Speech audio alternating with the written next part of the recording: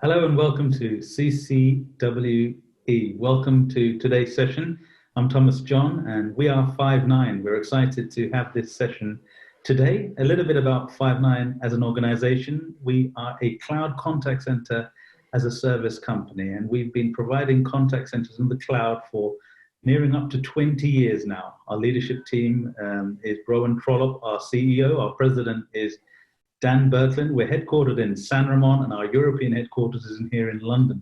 We're really excited to have one of our elite partners with us today from the European partner ecosystem, Connect Assist. And in a minute now, we're going to hear about a real customer success story. And with that, I think it's probably pertinent to go into the introductions about who we are and who is with us today. As I said earlier, I'm Thomas John. Welcome once again. I run the channel here for Five9 in EMEA as Vice President for Europe, Middle East and Africa. We are predominantly a channel-centric region for Five9, meaning a lot of our net new business is done via partners, and we cater to the market through partners like Connect Assist. And I'm very pleased to be able to introduce Ron, who's with us today. So Ron, if you could have a little introduction. Yeah, hello everybody. Hello Thomas. So I'm Ron Moody. I'm the Chief Executive here at Connect Assist. We're a specialist contact centre. We've been trading for 15 years now. We're based in South Wales. We've got 3 contact centres that we operate, and we specialise only in the not-for-profit market. So many of our clients are charities, social enterprises, local and national government. And we moved recently to the Five9 platform, and it was really appropriate because a little thing called COVID came along, and we absolutely needed a partner behind us that could really support us in delivering some of the services that were vital to the country. So that's me. Thank you, Ron. One of the reasons we're here today is to talk about this partnership that, since I certainly joined Five9, has been at the starting point. It's been a really exciting journey, especially to see what Connect Assist provide to the market. And they specialize in the digital service delivery through Oracle, and there are a specialist focus on charities. They have been a partner of ours. Ron, you've known me since 2018. I know it feels a lot longer than that, but certainly that's how long we've known each other. And the fact that you're G-Cloud registered is a fantastic factor here for Five9. So perhaps you can elaborate a little bit more on some of the logos we're seeing here on this slide. That'd be nice. Yeah, as you can see, there's some quite prestigious brands that we're quite proud of. Brands like the Princess Trust, Mind, which of course is taking an awful lot of demand at the moment with mental health. We'll talk in a moment or two about the NHS specifically and a case study. But I think the logo that stands out for me is the one for Kindred. And that was the start of our relationship, Thomas. It was, we were introduced to you by Oracle to run a really complicated project back in 2018. And there were multiple vendors involved. It was the first time we'd come across Five9. And, you know, we all worked together. We got it over the line. And afterwards, the team kind of came to me and said, do you know what, their platform's really cool. And the guys, they're really knowledgeable and supportive. You should take a look at these guys.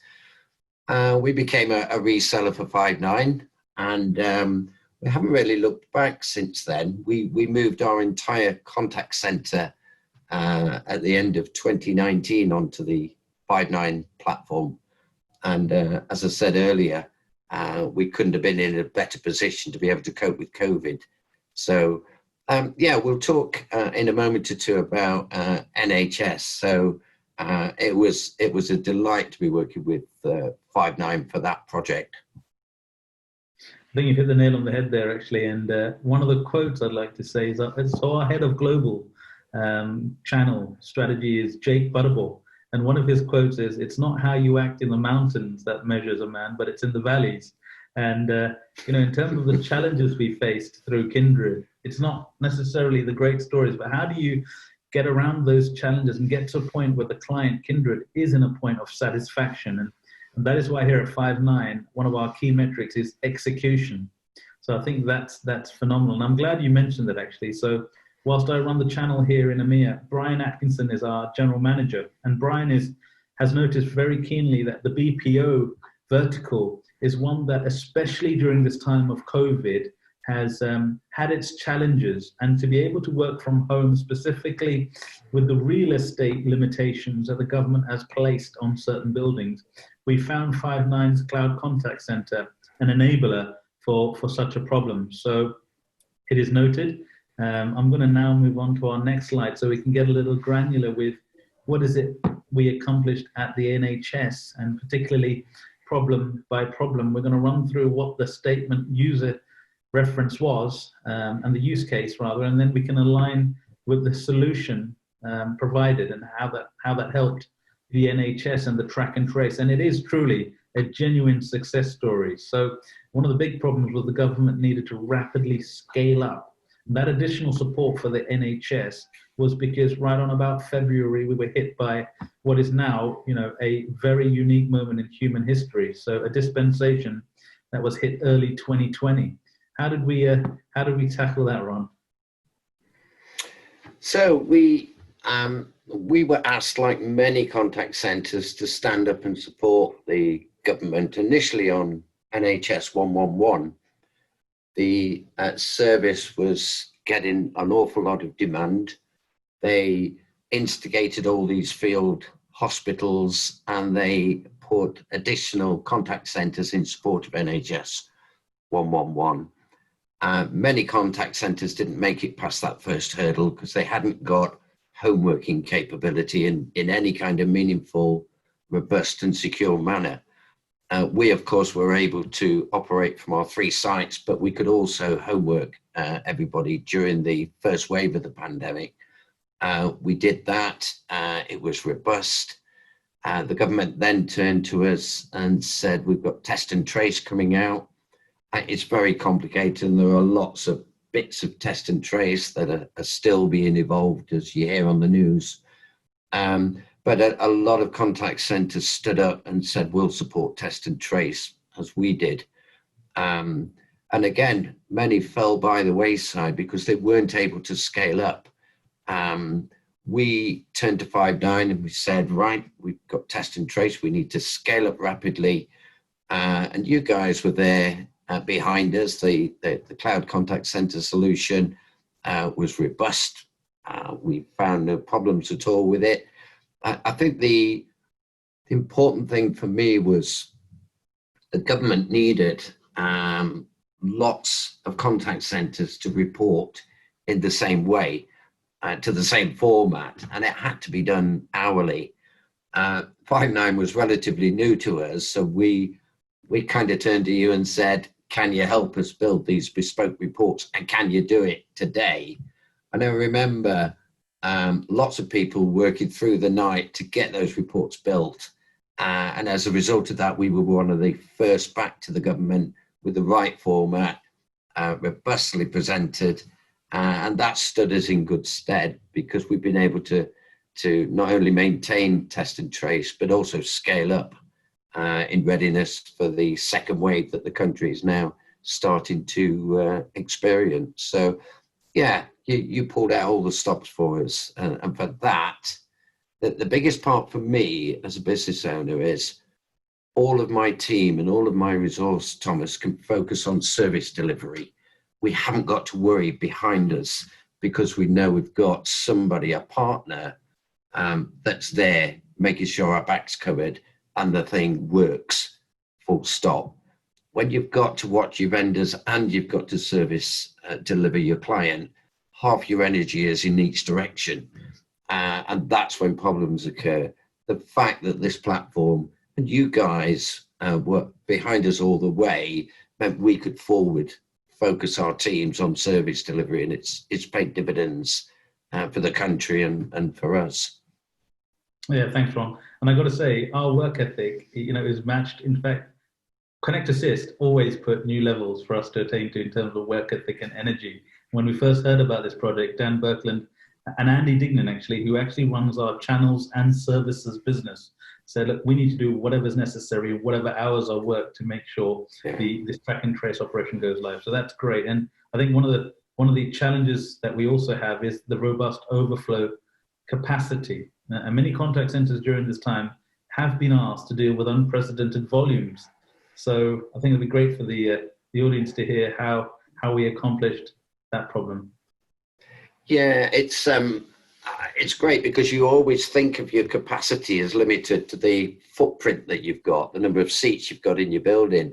I think what COVID has helped many companies understand is actually your capacity is limitless. If you can manage your workforce remotely at home with both security, not just home working, but in a secure environment, and that you've got the right measures in place for people's mental ability to self-isolate, but as a business you can control and see that everything is working, and when little blips happen you can identify them straight away. Many have failed in that area, and I think that's where we as a business were quite proud of our processes we'd already got set up, and the fact that Five9 is unlimited in its scalability. Every time the government has said we need more, we've been able to ramp up without fear. And that's a really important confidence boost for us as a business. Yeah, thank you. And I think, again, that's testament to both our partnership, our ability to trust Connect Assist with being the ears and the client advisor. But from our side as well, just so we know, the new management team that Rowan Trawler brought on board, so the likes of Dave Pickering, who runs engineering, as well as Jonathan Rosenberg, the CTO here, have taken us to that point where that process is very, very swift. The test and trace was added. So it was almost like right, you guys have done such a great job here at the Overflow.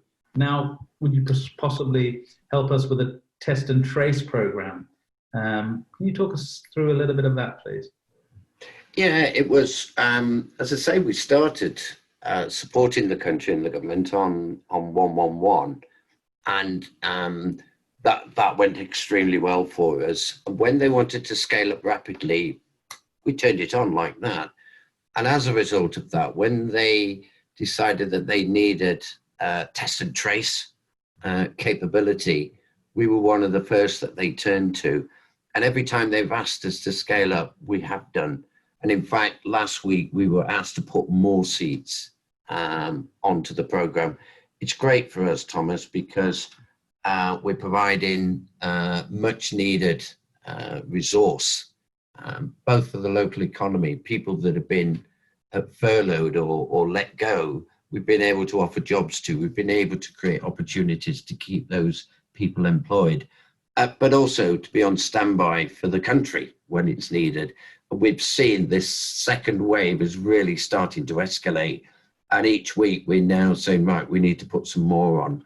And to be able to put more on, there's no messing about.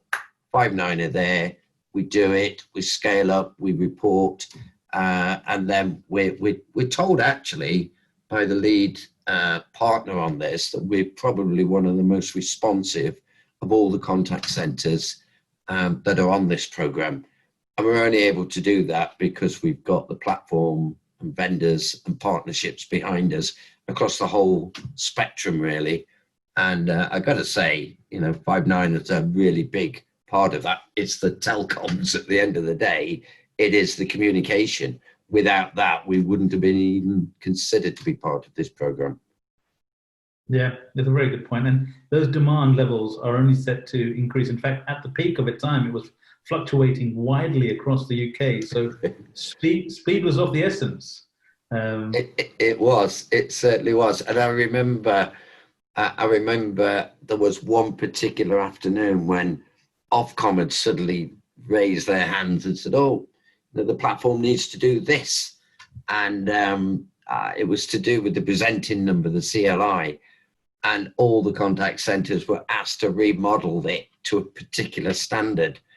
And I remember our technical director here, Stephen Pickett, was on a call with about 20 senior people across the Five9 organization worldwide, all on a call for about 3 hours to work out how we were going to do this. And between them, they sorted it. And we went back and Ofcom said, yeah, fantastic, you tick the box. And they were still waiting for all the other call centres to come back to say how they were going to do it to this common standard that Ofcom had asked for.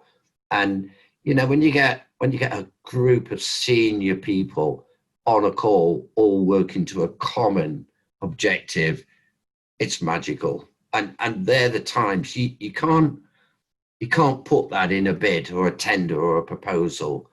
But when it comes to it and you need it, that's when you know you've got the right partner.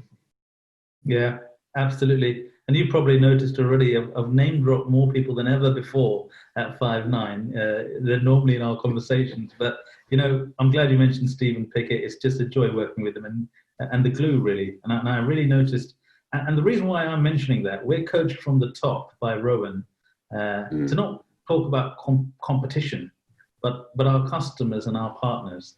And that's the reason why, and to your point, Brian Atkinson and Marion Stallard, who runs our PS, were on that call in a flash from the directive of, you know, having resource to pull in, right from our head of product. So Anand was, you know, aligning people to say, look, let's just make this work. And that complex reporting requirements, because Ofcom were asking questions. And I think it's pertinent that you mentioned that. I don't know if you want to talk a little bit more about that. Yeah, it was, I tell you, I wasn't involved in the call, but I was sat in my office sweating, thinking, if we can't overcome this, we probably won't go forward on this program. And I remember Stephen coming down to see me afterwards, and he said, "We've cracked it." I said, "Oh, well done, Stephen." He said, "No, well done, the 20 that were on the call, they cracked it." And you know, it was just a great feeling. And I remember last year, Rowan came over to the UK, and I met him. And I was really quite inspired by the fact he said to me in that meeting, he said, "When you need us, we'll stand up." And I thought, yeah, that's great, Rowan, but will you? And well, let's see. My goodness, you did stand up. It was quite inspiring, actually. Yeah, that's wonderful. You actually met Dan Birkeland and Andy Dignan that day in the boardroom. I did. Yeah, that was. I'm glad to hear that you have a positive response for that. You know, we can move on now. I feel we're going to get into questions and answers, which is always the best place to learn about something so exciting as this project. Thank you, Thomas and Ron. Great presentation. We have had a few questions come in from the audience, so I'm just going to kick off with the first one and run through these. We've got the first one around challenges. So did you come across any challenges when deploying the solution for NHS? I think the two that I've already mentioned, the one where Ofcom stepped in and we had to get a lot of senior people from 5-9 to help us overcome that, which I've spoken about. I don't think I can underplay the complex reporting requirements that were needed here. You imagine there are, 20 or 30 contact centres around the UK supporting the government on this programme. Each one will work to different reporting. Each one will be on a different platform, and they'll be used to doing it their way. And the government were having none of that. They wanted a common reporting standard in their format with the key metrics that they wanted. And they wanted it every hour, and it had to be 100% accurate, because those outputs from those reports were feeding into intelligence on this virus. And that's the point. Had we been on 5-9 for a number of years, our teams here would probably have been able to work it through as to how to get the reporting to do exactly what it wanted to do. But the fact that we'd only just moved to 5-9, we needed help. And, the responsiveness was brilliant. A lot of people worked into the night to get that first report out. And then they came along, of course, as the government do, a few weeks later and made a few modifications. So I think the complexity and the agility to be able to get the platform to give you what you want when you need it in the format you need it was critical. And that was one of the big barriers for me. And that was a true test of, are we with the right people? And it was a tick in the box all the way. And I'm no doubt as this next wave hits, they'll come along with some extra demands.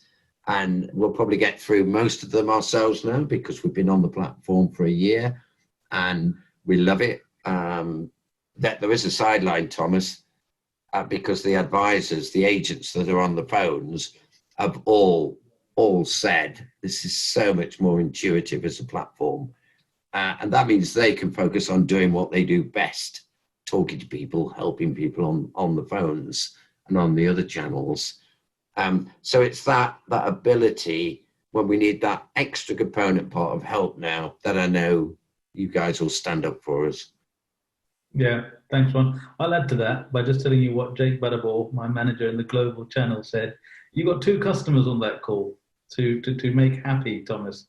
You got Connect Assist and you got the UK government. So go and make sure they're both happy. Yeah, we were the most important of those 2. Yeah. Okay, our next question from the audience is around the cloud, and why do you think everyone is moving to the cloud? Yeah, I mean, I like how you, whoever asked that question, it's why and it's not when anymore. It's a really interesting moment in time. The industry calls it an inflection point. Some say the migration is now reaching biblical status, an exodus from legacy to cloud. So the why has been in the making for quite a while. We actually saw the acceleration of that migration through factors like the cloud offering being resilient, connectivity and secure enough, where end users previously who had issues trusting the cloud are now thinking, you know what, we're at a point where it's no longer just product parity. Cloud is taking us into the future. So what Five9 can offer from an AI sense, from a gamification sense, and Ron just hit the nail on the head. What is the agent's experience and what is the customer's experience is key. So with all those factors, there were already the perfect storm brewing. And with COVID, which, you know, is unfortunate, but it is a here now and has to be dealt with, it was an unexpected secular tailwind, if you like, that forced organizations, to your point, to the question, to really have a concrete remote strategy. And that is the reason why it's really accelerating. Okay, great. And our third and final question from the audience, is it difficult to deploy a CC solution for a remote workforce? No, I don't think it is at all. I mean, Thomas will allude some more on this one, but we've got probably 80% of our entire workforce remote home working through most of 2020. The CC solution is just there. There is absolutely no difficulty whatsoever, provided you've got your processes, your security and everything set up at your end. If you're on premise, then yeah, I think you'd find quite a lot of problems. But the cloud solution these days means that you can add, scale up, scale down, change really rapidly. So I don't see any difficulty. You know, for 2021, I can see our organization continuing to expand. We could almost double. And the fact that I have no limitation in that respect is great, because I can focus on where I get the next new business win from, not about can I actually deploy it. Yeah, good point, Ron. And, you know, for us, it really is, we've had 20 years of practice to get to this moment. Five9 were born in the cloud, and that's something that we're quite proud of 20 years ago. And it's 20 years of experience, not just from the selling it, but from the deployment, from the execution and support standpoint. And so therefore, to the questions point, is it difficult? Yeah, you know what? It probably was the first decade, and the challenges will still come. But having been born in the cloud, we've refined all of these processes to the point where our customers, for those who want to contact us afterwards, we're willing to share NASDAQ companies as well as small to large and extremely large enterprises are all moving their contact centers from legacy to the cloud. And we're meeting the SLAs that we promised during the sales cycle. So I guess a great wraparound to that question is we're evidencing what is said during the sales cycle through the execution of our products. And who is it that testifies to that? Well, actually, it's our customers. So one of the acronyms that's used to measure our industry is Net Promoter Score. And for those of you who don't know, possibly the majority of you do, but if you score over 70, you have a world-class customer service level. And our professional service team has a Net Promoter Score of 95. So just to put a little perspective on that, that's something that gives evidence to all the years of experience it's taken to get us to a place where end users and enterprises, including the UK government, can trust us with deployment. That's my score. 100%. Yeah, genuinely. Well, you know, what better note to end this call? I'm conscious of time, but Ron, thank you so much for sparing the time today. I really enjoyed this conversation. And as for all of those who were kind enough to listen, I hope you found it very useful. If you have any more questions, please do contact us and we'll be happy to address any of them. Thank you very much and have a great day.